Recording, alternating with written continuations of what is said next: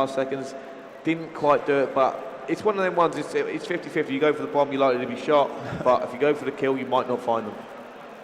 Yep, it's always a difficult choice, but we'll go ahead and change team, get on board with the attackers, who is going to be H2K this time, and Chaos has opted to pick up that bomb. Well, it'll be interesting to see how H2K are going to set up now on C-Town.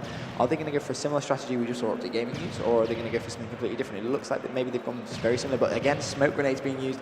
Big fan of smoke grenades in Search and Destroy. Yeah, I'm a big fan of smoke grenades, but I have heard the reason they're not overly used because apparently they can cause frame rate issues.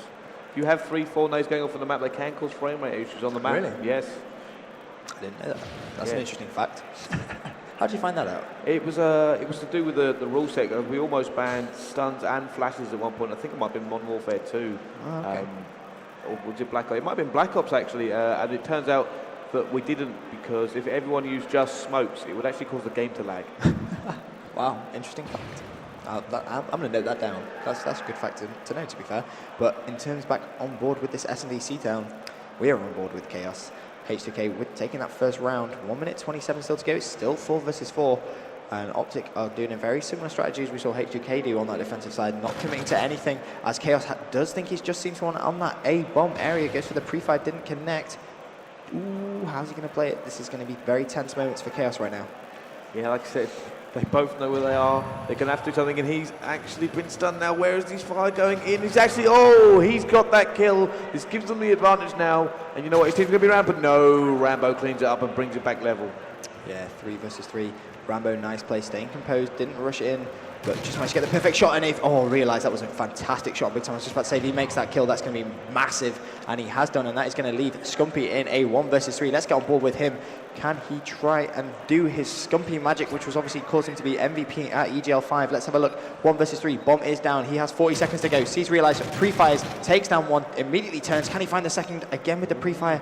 Doesn't get lucky that time, making his way now towards that bomb site. Needs to be very cautious indeed. Yeah, so that pre-fire there, obviously, just, you know what, game sense. He was hoping that someone was going to come around and rush him. Oh no, Luke JS picks him up, and that's actually going 2-0 to Optic. It looks like I was wrong. It looks like H2K are coming out all guns blazing. Yep, I was surprised in the first S&D we saw H2K. They definitely were very strong in that area, but I mean, they have that momentum. Obviously, that stopwatch that kept them in the game. If Optic had taken that, that would have been the end.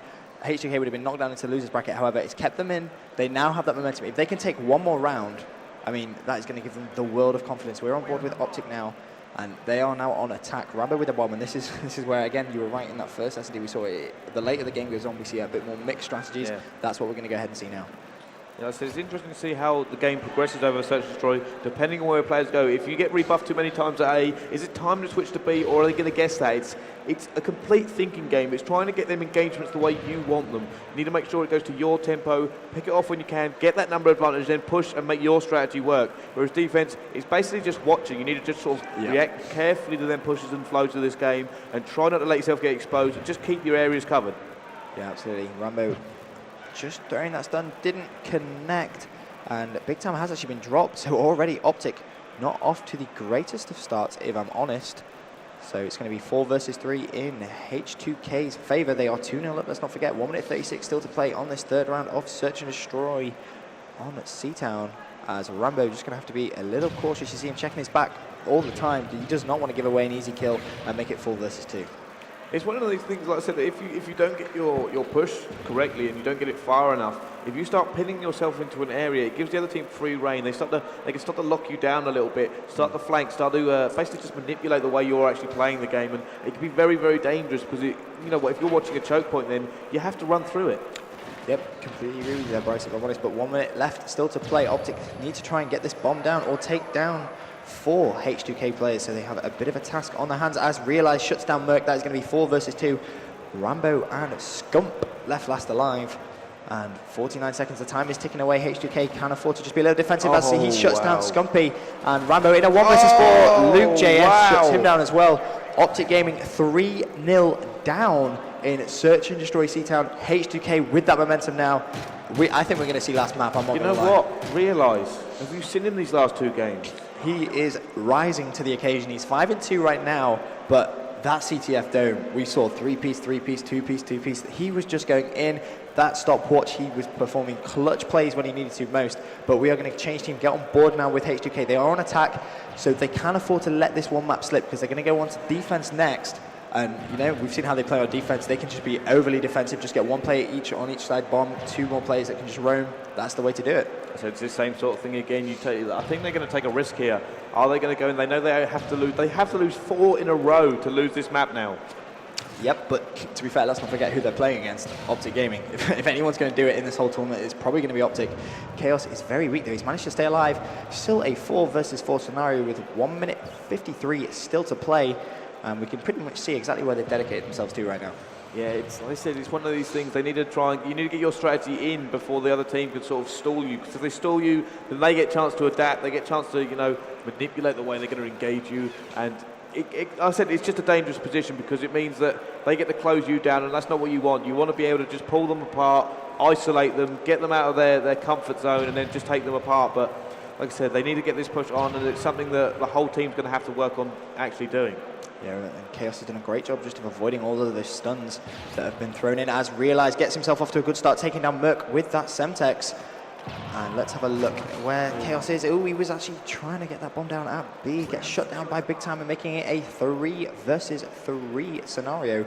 Realize the current player from H2K who is going in right now, 6-2 against Optic Gaming. That bomb has actually been planted by Realize by one of his teammates. I thought it was Realize for a second there, but 40 seconds left.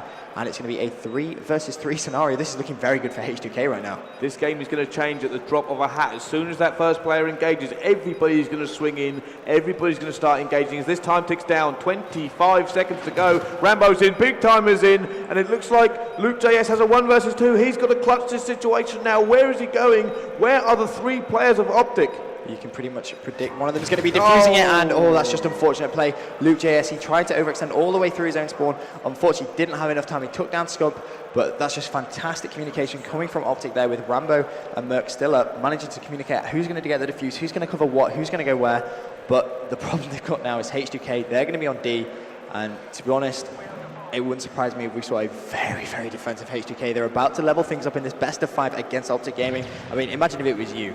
You're going to play very defensive as well. No, what the problem they're actually going to have is that the adrenaline is now going to be coursing through their system. They're going to be so excited, so pumped that they're going to be like, what do we do? Do we want to move? Do we want to keep on going? It's going to be a difficult thing to play. Yep, completely agree with you now as we are on board with Optic Rambo Ray.